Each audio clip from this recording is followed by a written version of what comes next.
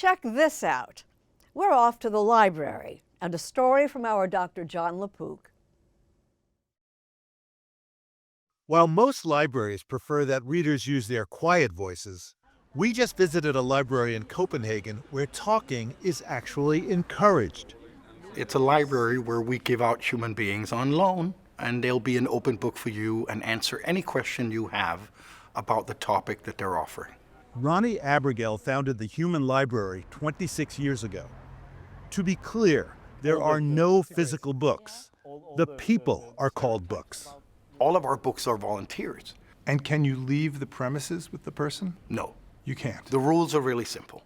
Bring the book back on time and bring it back in the same condition. There are now human libraries in more than 80 countries, including 6 in the United States with plans for more. Most readings take place at public libraries, schools and universities, and on the Human Library website. The 30-minute sessions are free.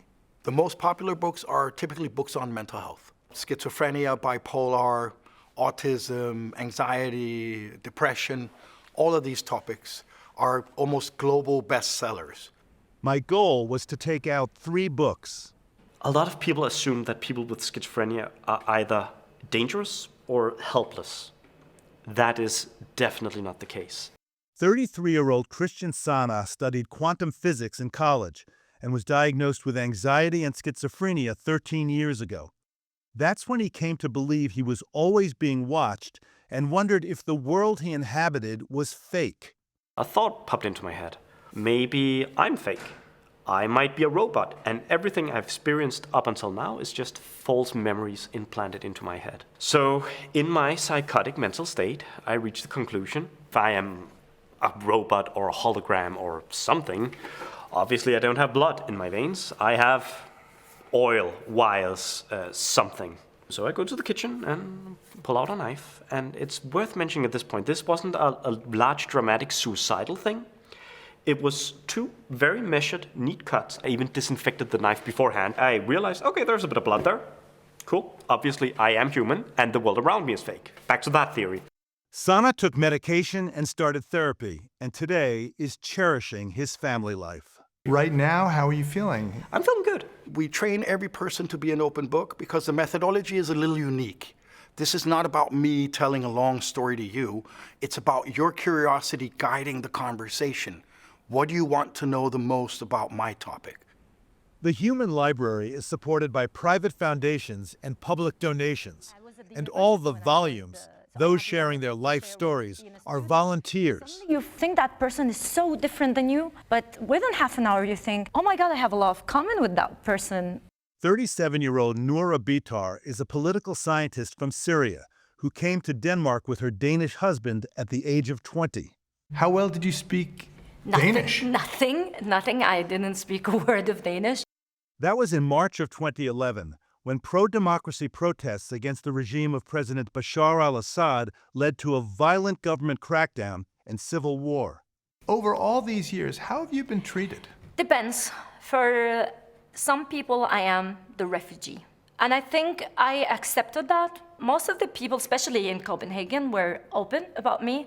But I also heard a lot about you don't look like the typical refugee. What do they mean by that? So I am very obviously confident, I'm proud, and I speak English, I speak fluent Danish. I think there's that stigma, like a refugee should always be sad, I shouldn't be dressed nicely. So there's a stigma about dressing well and speaking well. And being high educated. In Denmark, immigration policies have become more restrictive, and Bitar is still awaiting Danish citizenship. Now, after getting divorced, she looks forward to her second marriage, but still struggles with her traumatic past. Do you ever dream of Syria? I do. When I first came, I always dreamed that I was a bride walking and there are gunshots in my wedding dress. It kind of like haunted me that I survived because I lost friends, I lost family members. And I always felt like I have that survival guilt, even until today. So my PTSD was always picture me as somebody who also got shot, even in my wedding dress. So I don't know, I'm still struggling of, every time I dream about Syria now, am I gonna be sad? Is there any question that a book won't answer? Sure, every book has their boundaries. If you go beyond the boundaries of what they're comfortable talking about, they'll know to say to you, I'm sorry, but those pages have not been published yet. I have never met anybody from Greenland before. 55-year-old Viva Olsen, an indigenous Greenlander, remembers a childhood in nature. It's been a very wonderful upbringing because the first thing you get to do when you're just an infant is to go out sailing and hunting. What did you hunt? We hunt reindeer, we'd hunt polar bears, birds, and fish, and seals, lots of seals. Can you sing any like lullaby in Greenlandic or anything? Bidak oma, magigit, sienok palupo, afina.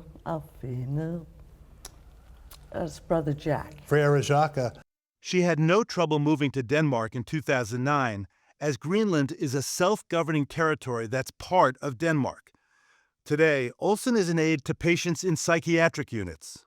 Before President Trump expressed his desire to own Greenland, did people there pay any attention or much attention to President Trump? No, we'd always seen America as the land of milk and honey and friendly, whose interest and presence in Greenland was benign.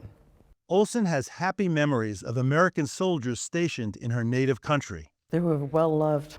Santa Claus would come by chopper and he would bring us presents. And it was basically the American soldiers who'd chipped in and bought a lot of presents for the kids. That was really sweet. How old were you when that happened? I was 6 years old. Because what happens when I'm not afraid of you and you have nothing to fear from me? Our quality of life goes up. All of our life quality could go up if we were more understanding and accepting. Ronni Abergel says they have already reached millions and, just maybe, are changing lives, reflecting the human library's goal to unjudge someone.